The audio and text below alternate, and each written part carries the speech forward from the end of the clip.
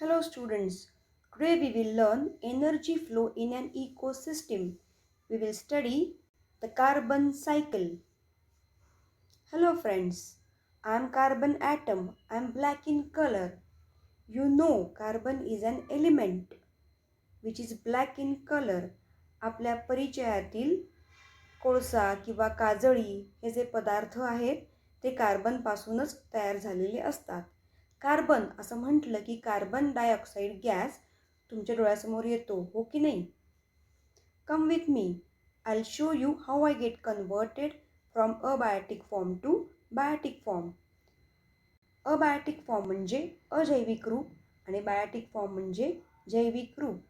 म्हणजे आता आपण कार्बनचं अबायोटिक फॉर्ममधून बायोटिक फॉर्ममध्ये रूपांतर कसं होतं, कार्बन सायकल म्हणजे काय हे शिकणार आहोत.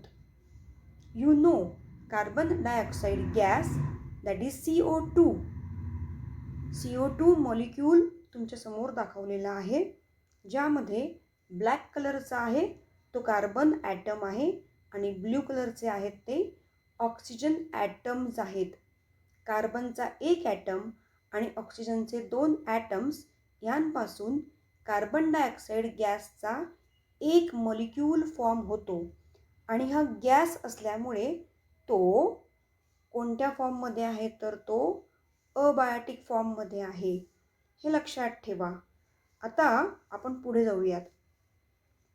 ॲटमॉस्फिअरमध्ये हा CO2 कुठून बरं येतो तर this CO2 is given out during respiration by all the animals. आपण सगळे ॲनिमल्स जेव्हा रेस्पिरेशन करतो त्यावेळेला CO2 गॅस बाहेर टाकत असतो, बाहेर सोडत असतो. तसंच it is also given out through industry and vehicles. Industry आणि व्हेइकल्समधून जो काळ्या रंगाचा धूर बाहेर पडतो त्यामध्ये पण CO2 गॅस असतोच. तर हा झाला ॲटमॉस्फेरिक CO2. आता हा ॲटमॉस्फेरिक CO2 जो आहे तो कुठे जातो तर plants absorb this carbon dioxide gas. सगळ्या वनस्पती वातावरणातला CO2 शोषून घेतात. कशासाठी तर during the process of photosynthesis plants convert this carbon dioxide into carbohydrates, proteins and fats. तुम्हाला फोटोसिंथेसिस प्रोसेस माहीत आहे. तुमच्यासमोर इक्वेशन ऑफ फोटोसिंथेसिस लिहिलेलं आहे. CO2 आणि वॉटर म्हणजे H2O यांपासून ग्लुकोज, वॉटर अँड ऑक्सिजन असे 3 प्रॉडक्ट्स मिळतात. त्या प्रोसेसला आपण म्हणतो फोटोसिंथेसिस. म्हणजे ह्यामध्ये बघा ॲटमॉस्फेरिक CO2 जो आहे तो वापरलेला आहे आणि त्याचं रूपांतर ग्लुकोजमध्ये केलेलं आहे आणि हे ग्लुकोज जे आहे ते सिंपल कार्बोहायड्रेट आहे. अशा प्रकारे ॲटमॉस्फेरिक CO2चं रूपांतर कार्बोहायड्रेटमध्ये, प्रोटीनमध्ये आणि फॅट्समध्ये होत असतं बरं का. Wheat, fruits, vegetables, etc. Fruits are sweet in taste. It contains carbohydrates. Vegetables also contain carbohydrates. Cereals, beans contain proteins. Groundnuts, sesame, etc. contains fats in the form of oil. आता बघा तुमच्या लक्षात असेल तर ॲटमॉस्फेरिक CO2 जो प्लांट्सने absorb केला होता आणि त्या प्लांट्सने during the process of photosynthesis त्या ॲटमॉस्फेरिक CO2चं म्हणजे अबायोटिक फॉर्ममधल्या कार्बनचं रूपांतर आता कशामध्ये केलेलं आहे तर कार्बोहायड्रेटमध्ये, प्रोटीन्समध्ये आणि फॅटमध्ये. त्यामुळे आता कार्बन कोणत्या फॉर्ममध्ये आला तर तो बायोटिक फॉर्ममध्ये आला बरं का.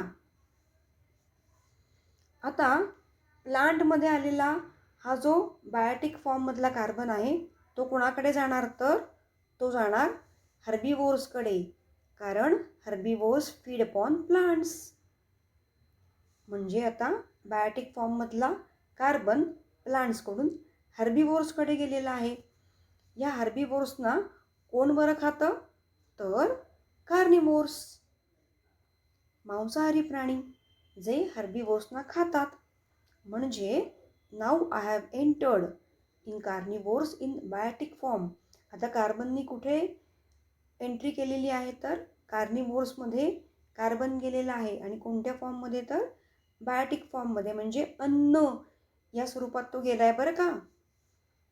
आता आपण जेव्हा अन्न खातो, when we eat food during digestion, म्हणजे अन्नपचन होताना, that glucose is converted into carbon dioxide gas, water and energy.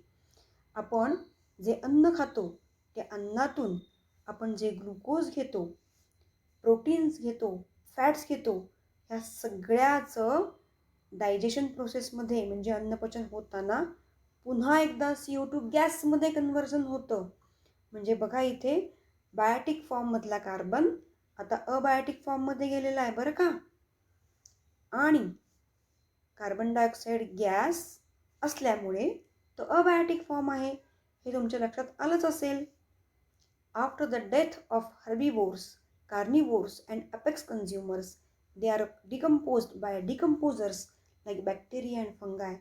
मातीमध्ये जे बॅक्टेरिया आणि फंगाय आहेत, मायक्रो ऑर्गॅनिझम्स, त्या डेड बॉडीचं डिकम्पोजिशन करतात. आणि या डिकम्पोजिशन प्रोसेसमध्ये कार्बन डायऑक्साईड गॅस तयार होतो. तो गॅस ॲटमॉस्फिअरमध्ये रिलीज करतात, सोडून देतात.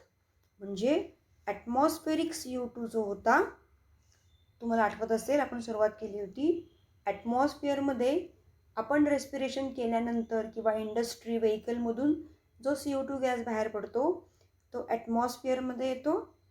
ॲटमॉस्फिअरमधून तोच कार्बन डायऑक्साईड गॅस प्लांट्समध्ये जातो. आणि या प्लांट्समध्ये फोटोसिंथेसिस प्रोसेसमध्ये that carbon which was in abiotic form that is converted into biotic form, म्हणजे फूड, अन्न या स्वरूपात त्याचं रूपांतर केलं जातं. आणि या प्लांटकडून तो कार्बन बायोटिक फॉर्ममध्ये कुणाकडे येतो? तर हर्बीवोर्सकडे येतो. हर्बीवोर्सकडून तो कार्निवोर्सकडे येतो.